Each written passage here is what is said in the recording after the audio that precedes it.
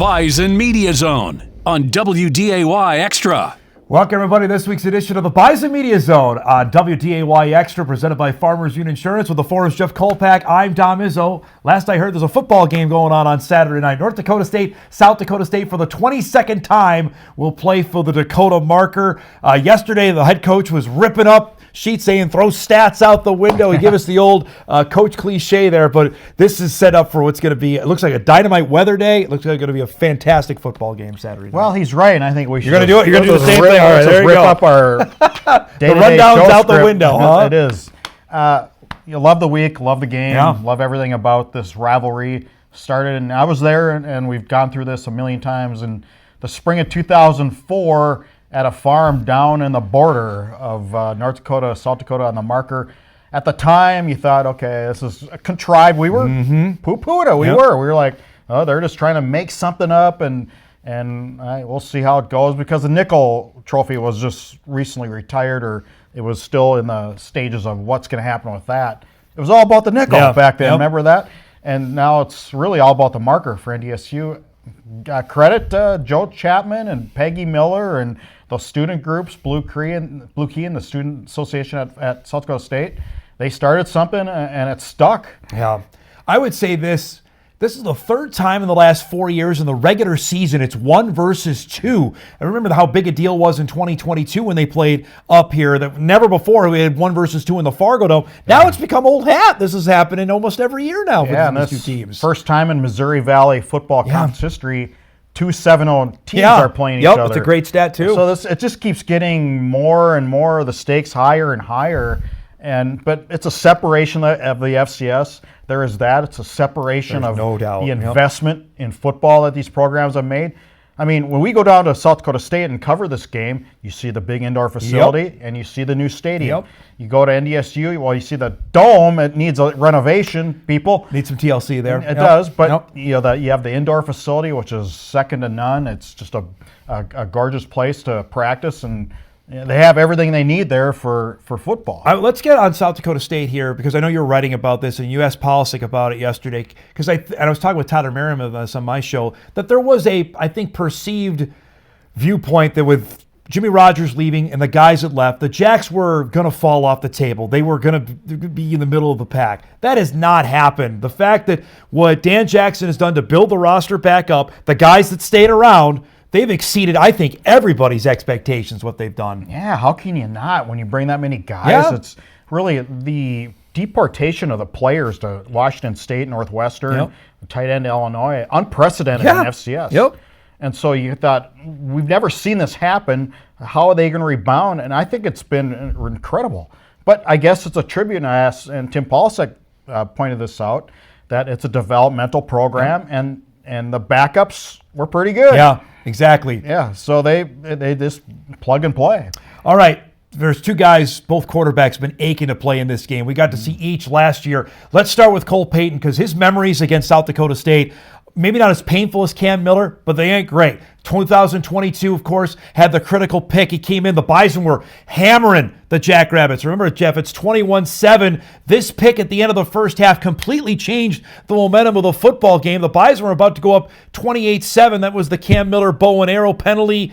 Cole came out, threw a pick, totally changed the momentum. The Jackrabbits come back and win the football game at 23-21 back in 2022. Then last year, and it's only until today, honestly, I went back and watched this play. Cole runs it on pretty much an innocuous run in the third quarter, but when he gets up, Jeffrey, you'll see he gets hammered on this play, and obviously the torn labrum, and his season was over. It wasn't until I saw him coming up, and you'll see him hunched over there, that his season was done. Looked like a normal tackle, didn't it? And just it's one of those things. Cam Miller went through 5 games of frustration, 4 as a starter, and was 0-4 as a starter heading into last year. And then he did what he did. And Cole Payton, you're right, not like that as far as Cam Miller, but it's his only shot at being a starter in this Marker game. I mean, this guy's been here 5 years. It's his one shot, but he can't really go into this game thinking it's all on the table. You got to play. And we talked to him yesterday. His demeanor always is right here. It always is right here.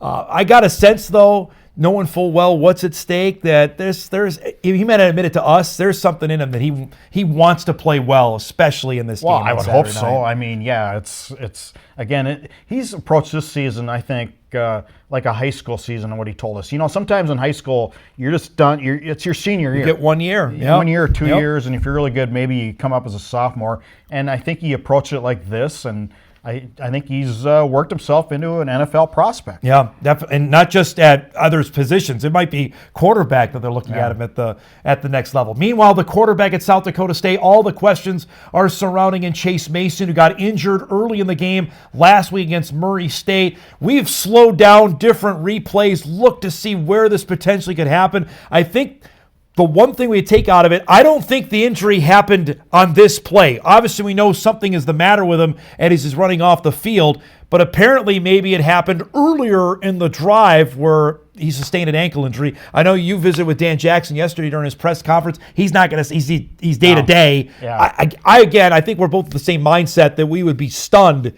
if Mason isn't playing in this game on Saturday night. We'll see. I mean, remember Cam Miller had the same similar injury, we think, last year before the Southeast Missouri State game. He played that game, but he wasn't the same. No. It's ankle injury is an ankle injury. I don't know. I'm not a doctor, and you're not a doctor. No, we're playing one on TV today. Yep. Yeah, but that didn't look good to me. No. And when it's a sprain, can you come back from a sprain? Can you be as effective? That's the more important question. I think he can come back. Can he be the Chase Mason that we've seen in the first 7 games? I suppose you can tape it up to as much as you can. But can he be the guy running out, making plays, flinging the ball down the field? I don't know about that. This is the guy last year who broke off a 66-yard touchdown run. And he's fast, and he's big and fast. Yes. And you take a dual threat quarterback, you take one of the elements away a little bit, I think it could have an effect on game planning, I would imagine. I'm not, I'm just guessing here. Yeah. But I just, when your strength is your speed, right, and there's any hitch to that giddy up. That's a good point. We'll see. I guess we'll find out Saturday. Again, we're not going to know anything until I think 6:15, maybe 6:05 when the quarterbacks are out there for warm-ups. I would be knock me over with a feather if he doesn't play in this game. Is South Dakota guy, he's going to want to be out there in this game. Another guy that's going to be out there, there'll be a newcomer to the Marker game, is their running back. Loveridge has been outstanding, transferred in from Fordham with the terrible tragedy of Nate White passing before the season. I think they envision White and Loveridge as the 1-2 combo. Loveridge has been the guy, Jeff. He had a 4-touchdown game earlier this season against Youngstown State. He's been their horse. He's really talented in the backfield. Averaging almost 22 carries a game. You're not kidding when he's the horse. I question their depth. I mean, he is their guy. You're right. Yep. And so after that, they really haven't had James Basinger has had 47 carries. So he's going to have to be the guy. A great transfer. I mean, when you're looking for somebody, right? When you're looking for players, right? And he's a veteran guy too. He's been around. Not like he's a sophomore transfer or something like that. He's a veteran guy. Was all conference honors in his last school at Fordham. So I just it's going to come down to the running game a lot of times and defending the running game. And South Dakota State has had amazing running backs in this series. I mean, we go back Isaiah Davis, Pierre Strong. Obviously, Zach Zenner, you go, Ronick way back in the old days. The Jacks have always had that. But think about it. After the season ended, Angel Johnson, Kirby Voorhees, Max Woods, who the Bison had as a commit, flipped and went to SDSU, all went to Washington State. And they're the top three. Those are after Amar Johnson graduated. At Washington State. Right. So, Jackson had to go find something, and Loveridge has been, and maybe people question, well, how good he was playing in the Patriot League. He's just a really good player. Let me get back to the running back game and the running game in general. Let's flip it a little bit to the NDSU side because they haven't had a running back go over 100 yards in Brookings since 2013. That was Sam Algieri, 119 yards. Pretty good team that year. 18 carries or something like that. So it's been a while since a running back has really had a lot of success. Now, they won in 2019. It took a 71-yard run on 4th and 1 with 2:18 left by Adam Cofield to win the game. But they still didn't have anybody go over 100 yards. They've had quarterbacks be effective in the run game and a little bit here and there. Yep. But by and large, South Dakota State has shut down the Bison running backs in Brookings. Yeah, 2021, the Bison they were trailed I think by 3 touchdowns at halftime, so they couldn't run the football. And 23, the Jackrabbits were the way better team. NDSU could not establish a run game. That's something, obviously, to keep our eyes on Saturday night. I think Ty Brooks in 17 had like 98 yards, but they still didn't win the game. Again, the Bison had 5 turnovers in that game in 2017. Easton Stick's worst game as a Bison. Now, Tim Polisic said this yesterday. It opened my eyes and raised my eyebrows. I'm curious, you as well, because you asked the question about the receivers. With Griffin Wilde moving on, playing at Northwestern, he thinks the receivers are better this year than they were last year. Now, collectively. Right. Collectively. As a group. Lofton Ogroski, who's been injured, is now back. Alex Bullock is the transfer from Nebraska. They got some guys that are going to, if the Bison secondary is looking for a challenge, they got one coming up now on Saturday night. Yeah, Bullock's the leading receiver with 40 catches, but I think Ogroski is really the guy they have to really guard. Yep. He's the Griffin Wilde of last year. And I think he's similar in stature. They're both about 6'2", and they both have ability. That's Ogroski right there. Yeah, he can make plays. I mean, he's you talk about 50-50 balls. This guy wins a lot of those. And this is Bullock, the transfer from Nebraska, who's an Omaha kid that Cole Payton knows well from Creighton Prep. Well, and it's going to be, there's a big play there. Yep. I mean, and Tim Polisic said this is going to come down to 6 big plays and who's going to make them. To me, and SDSU, you go back how many years with Jake Winicky. He burst on the scene in what? The Dakota Marker game was his introduction to this rivalry. He was great in 2014. We've seen so many great SDSU receivers in the past have big games, and this Winicky, of course, scored the winning touchdown in 2016 up here. That it just keep your eyes on that. It's going to be a big play, I think, from one of those guys on Saturday night. Who did the Bison have, though? Well, and nobody's been able to stop number 5 yet in Bryce Lance, and the Jacks couldn't do that last year. You remember the national semifinal game, Lance had 3 touchdowns, and the Bison were going to Frisco. And if I'm NDSU, I go to my big play guy. I got to use him. I know, again, I go back to the running backs. Yeah, they haven't had a lot of yardage in Brookings, but still there's other ways. Cole Payton's going to have to be that dual threat guy. He'll probably need to he might be their leading I was going to ground say, gainer. think back this to 2015. Carson Wentz did that. Remember, Wentz had that big touchdown run to the outside. The Jacks had no answer for him. I think Carson may have led the team or close to the top in rushing that day when they won. In 2015, the Jacks had -4 yards rushing. So that made a difference. That is also a defensive performance where the Jack linebackers have been awfully good as well so far, and the Bison linebackers have been tremendous so far. I don't know. I know you do your check marks, so I don't want to give you away for the paper on Saturday. But is there one that you give a distinct advantage to either team in this matchup? No. Is there one clear cut in your mind? Well, special team, the kicking game. I mean, South Dakota State's kickers 7 of 13 field goals. They've had great kickers over the years. Yep. And that may not be the case this year. So there's either a distinct Dustin advantage. Was their guy forever for the Jackrabbits. Advantage in the field goal game. I'll say that. But otherwise, everything else is relatively the same. These are 2 programs that are pretty much alike. Almost looking in a mirror.